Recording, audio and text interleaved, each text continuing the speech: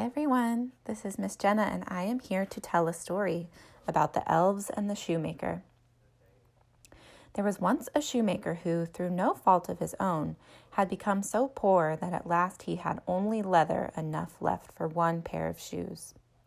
At evening he cut out the shoes which he intended to begin upon the next morning, and since he had a good conscience, he lay down quietly, said his prayers, and fell asleep. In the morning, when he prayed as usual and was preparing to sit down to work, he found the pair of shoes standing finished on his table. He was amazed and could not understand it in the least. He took the shoes in his hand to examine them more closely.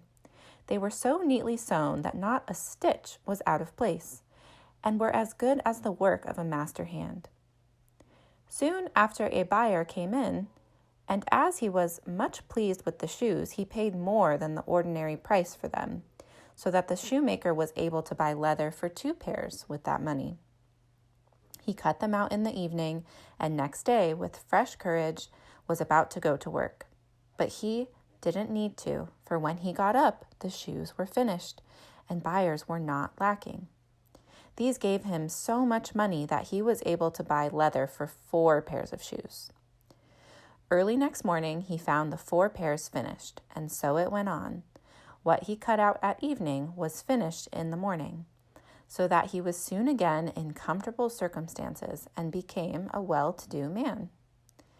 Now it happened one evening, not long before Christmas, when he had cut out shoes as usual, that he said to his wife, "How would it be if we were to sit up tonight to see who it is that lends us such a helping hand?" The wife agreed, lit a candle, and they hid themselves in the corner of the room behind the clothes which were hanging there. At midnight came 2 little men who were not wearing any clothes. They sat down at the shoemaker's table, took up the cut-out work, and began with their tiny fingers to stitch, sew, and hammer so neatly and quickly that the shoemaker could not believe his eyes. They did not stop till everything was quite finished and stood complete on the table. Then they ran quickly away.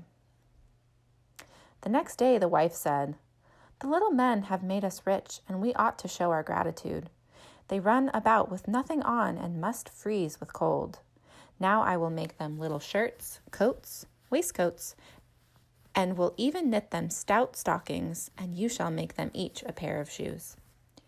The husband agreed, and at evening, when they had everything ready, they laid out the presents on the table and hid themselves to see how the little men would behave.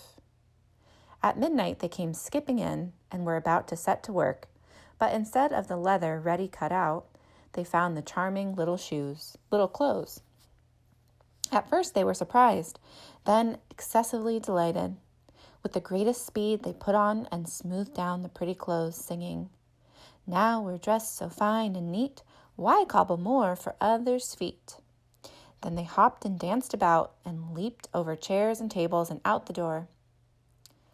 Moving forward, they came back no more, but the shoemaker fared well as long as he lived and had good luck in all of his undertakings.